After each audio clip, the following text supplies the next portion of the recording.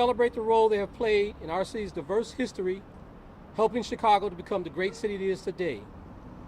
But that celebration must be peaceful and responsible. Any celebration that blocks traffic, involves disruptive or criminal behavior, will not be tolerated. That is not the way to celebrate. Those who break the law will face consequences.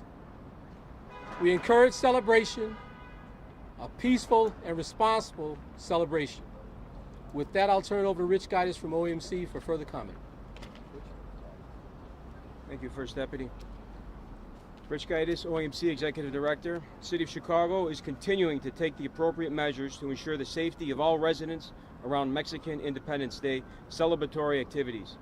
Due to increased traffic activity within the Central Business District and to maintain traffic flow, residents should expect rolling closures of DuSable Lakeshore Drive, Roosevelt Road, Michigan Avenue, Ida B. Wells Drive, and Columbus Drive tonight and through the weekend possibly.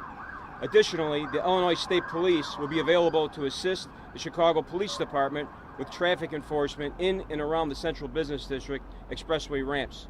For residents who live or work in the affected area and all that are considered critical care workers will be allowed to access by showing their driver's license or work identification to Chicago Police Department officers on post. The Office of Emergency Management and Communications and the Chicago Police Department have been monitoring events throughout the city for 24-hour-a-day basis all week long and have measures in place if any activity begins to escalate. We remain committed to ensuring the safety and security of all those participating in the celebratory activities and all of the events happening citywide this weekend. I want to make sure everyone celebrates safely and responsibly. Now I'll hand it off to Deputy Chief Navalis. Deputy.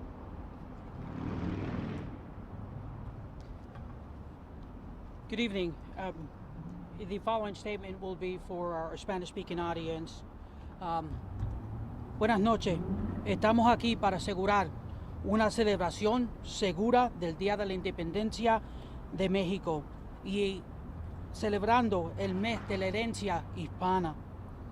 La ciudad, la comunidad mexicana es una parte vital y vibrante del Tallejo de Chicago.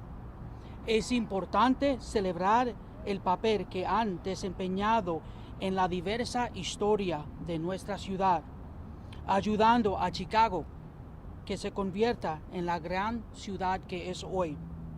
Pero esa celebración se debe realizar en una manera pacífica y responsable.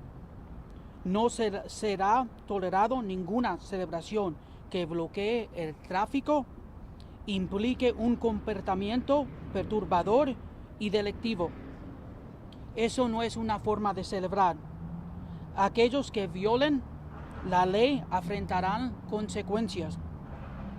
Nosotros invitamos la celebración, pero invitamos la celebración pacíficamente y responsablemente. Algunas personas que trabajen en la área de downtown y que sean trabajadores esencial pueden pasar los bloqueos enseñándoles las identificaciones de donde viven o donde están trabajando. Muchas gracias. With that, we'll take a couple of questions. Deputy Carter, OEMC police, you guys are working together, saying that you guys are taking appropriate measures to make sure everything's peaceful and safe during the celebrations. How would you describe last night? What was the plan that you guys had in place last night? And I mean, what was your reaction to last night? How would you describe it? I mean, you've seen people driving on the sidewalk, cars, motorcycles, people in the middle of the street. How would you describe how everything went last night? Was it a success for your plans, or? The plan was solid. There are some tweaks that need to be made in that plan, but overall, we ensured everyone's safety as much as possible. The numbers of personnel, of people that came down, totaled in the thousands for the vehicles that came down, as you pretty much well saw. That plan has been revised again this afternoon to where we should meet the need. Deputy Carter, can you talk about arrests? Do you have numbers in terms of how many people were arrested at all between Wednesday and Thursday? That'll all be reported out over the weekend. Okay, can you talk about numbers in terms of deployment? How many officers you all may be pulling from other districts, just the manpower that you have throughout this? We don't give them manpower numbers or deployments. Unfortunately, that's an officer safety issue, but it'll be reported out over the weekend for what you're asking. The reason why we didn't have a press conference like this on Wednesday was the city caught off guard by how many people actually showed up over the last few minutes, because obviously was not news. No, Wednesday wasn't, a press conference on Wednesday was not preemptive, or would have been preemptive, but not needed at the moment. Today, we're evaluating as we go each and every day for the intelligence cycle, and thus the reason the press conference today.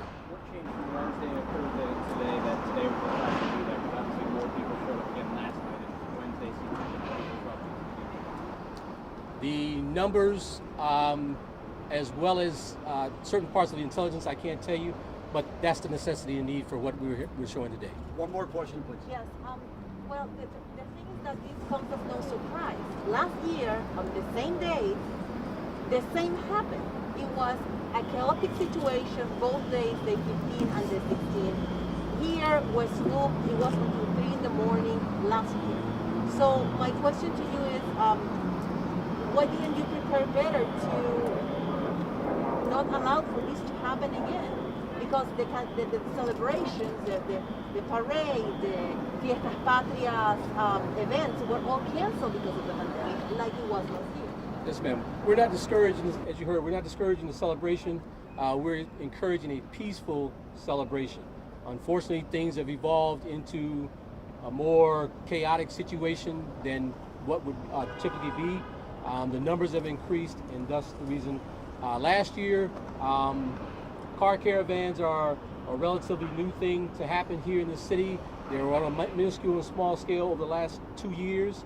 This third year here has really picked up over the last 2 years, but they have not been in the numbers that you're talking about this year, or as last year we're not seeing downtown in years past. Normally they stayed regionally within the areas out in the outlying communities. Now it's a central draw to come downtown. Thus the reason for the change in deployments. What do you have to say to people who say that the department or the OHC was not prepared? That is incorrect. We plan for this every year, and we watch the intelligence cycle. We are also dealing with crime within the community. The encouragement, just as you heard us here, celebrate your heritage, do it peacefully, responsibly. That's the message we keep trying to push, and we're trying to be, I won't say lenient, but we're trying to be mindful of the celebration and allow as much leeway as possible. But when you become disruptive or criminal, thus we'll have to take action. And that's Deputy Chief Novales will stick around for any questions you have for Spanish. Thank you. Thank you.